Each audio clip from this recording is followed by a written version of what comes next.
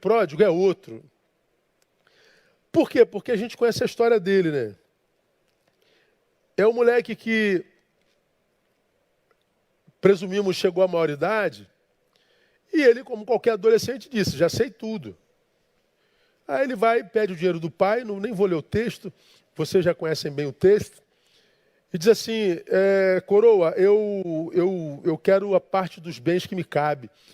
Eu sei que eu tenho direito à herança do senhor, e eu quero a minha herança em vida. Não quero mais trabalhar para o senhor, não quero mais estar em casa, não quero mais ser seu funcionário, eu sou dono da minha própria vida, já tenho 18 anos, provavelmente, já sei tudo, estou maduro, estou pronto. Quem que aos 17 anos não está pronto, né, irmão? Quem que aos 17 anos não está maduro? Quem que aos 17 anos não sabe tudo? Qualquer um de nós aos 17 anos sabe tudo, menos que não sabe nada. O resto a gente sabe tudo. Esse garoto não era diferente. Me dá meu dinheiro. O pai deu, ele vazou. Foi para uma cidade vizinha e viveu nas noites e baladas do mundo. Botou uma mesinha, botou a cervejinha em cima. Bom, se você botar uma mesa em qualquer pulgueiro e botar uma cerveja em cima, você faz amigos rapidinho. Se você pagar as rodadas, aparece a mulherada. Então esse moleque que sabia tudo, começou a pagar a rodada de bebida, os amigos chegaram, a mulherada chegou, e ele falou, agora é vida, agora eu estou arrebentando a boca do balão. Só que ele também não sabia nada de administração financeira. O que aconteceu? O dinheiro acabou rapidinho. Bom, quando o dinheiro acaba, as amizades que são feitas em cima da bebida, fazem o quê? Somem. Aí o menino vê que a ficha vai caindo. Poxa, eu também não sei muito sobre construção de amizades saudáveis. Bom, acabou a bebida, acabou o dinheiro, a mulherada vaza. Ele falou, puxa, eu também não sei muito de amor. Pensei que elas me amavam. Então parece que o moleque está crescendo. E quanto mais a gente cresce, mais a gente enxerga a nossa mediocridade. Quanto mais a gente cresce, mais vergonha de nós a gente tem. Quanto mais a gente cresce, menos a gente se vangloria, menos a gente se orgulha. Quanto mais a gente cresce, mais os nossos erros se tornam visíveis para nós. Então a gente menos se ensoberbece. Bom, esse moleque então começa a procurar emprego, ele não consegue emprego até que, morrendo de fome, diante da fome a gente faz qualquer negócio. Diz o texto, ele foi parar numa fazenda de criação de porcos. O dono da criação de porcos disse assim, cara, eu não tenho emprego, lamento. Poxa, me deixa cuidar dos seus porcos. Se você quiser cuidar, pode cuidar. Mas o que o senhor me pagaria? Não, eu não tenho como pagar. Você se alimenta da comida do porco. Pô, o senhor não pode me dar um prato de comida? Também não. Aí ele começou, crescendo um pouco mais, percebendo que misericórdia não habita o coração de todo mundo. Ele vai se decepcionando com os amigos, com as mulheres, com amizades, com amores. Ele vai se decepcionando com as pessoas desumanizadas, sem misericórdia. E aí ele passa então a se frustrar consigo mesmo. Ele vai trabalhar com os porcos, dorme com eles, come com eles. Ele vai viver, como eu já disse aqui várias vezes, literalmente uma porcaria de vida. Por que esse menino foi literalmente viver uma porcaria de vida? Porque ele não estava pronto para a liberdade. A liberdade, para algumas pessoas, é uma maldição. Existem pessoas, eu creio, que precisam de cabresto. Existem pessoas que precisam de vigilância. Existem pessoas que não conseguem administrar a si mesmos. Eu acho que até por isso o sucesso da religião na vida de tantos, o sucesso de algumas igrejas castradoras na vida de tantos, porque tem pessoas que depois da sua conversão, eles simplesmente só negam a si a sua humanidade.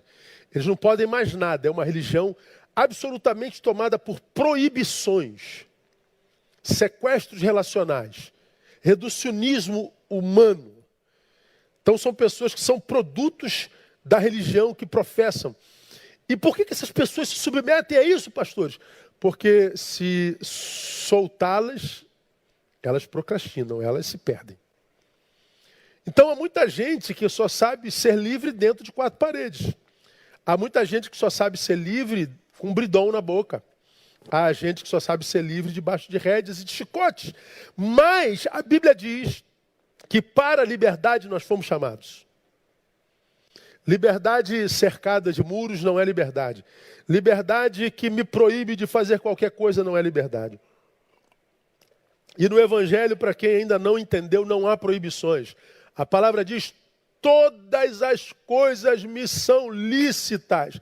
Quantas coisas são lícitas, pastor? Todas. Agora o texto diz, nem todas convêm. Aonde o Evangelho entra? Me dando saúde e maturidade para discernir o que convém e o que não convém. Então não está proibido. Não convém. Todas as coisas me são lícitas, mas não me deixarei dominar por nenhuma delas. Então não é que seja proibido. O Evangelho vai me dar graça para que não sejam dominados por elas. Então o Evangelho não é um arcabouço de doutrinas proibitivas. O Evangelho é uma graça que gera maturidade para que a gente possa viver a liberdade com plenitude, sem que a gente se torne escravo dela, sem que ela se torne uma maldição na nossa vida. Evangelho é maturidade. Por isso que eu estou dizendo que quero compartilhar com vocês nessa noite, que a liberdade para alguns é uma impossibilidade, é uma maldição. Será que você se encaixa nessa maldição? Vamos ver? Para quem a liberdade é uma maldição, a partir da minha leitura de Lucas capítulo 15. Primeiro, para aqueles cujas prioridades foram pervertidas, deformadas. Para quem, pastor? Pegue tuas prioridades. Cada um de nós tem prioridades na vida. Então, quem é que se impossibilita de viver plenitude? Aqueles cujas prioridades foram pervertidas, foram deformadas. E não tem como viver a vida sem estabelecer prioridades nela. Tem como. Vira anarquia, vira balbúrdia. Você vira um lenço sem documento. Você vira uma folha ao vento. Para onde o vento sopra, você vai. Você perde consciência, você perde personalidade, você perde identidade. Você vira um objeto de usufruto comunitário. Você inexiste, você morre antes da morte chegar. Por isso que quando a gente lê a palavra, nós lemos o Senhor dizendo lá em Mateus 6,33, mas buscai primeiro o reino de Deus.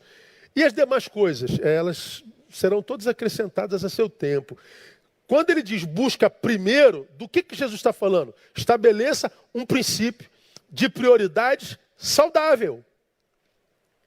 Um princípio saudável de prioridades. Não permita que as tuas prioridades se pervertam. Não permita que as tuas prioridades se confundam.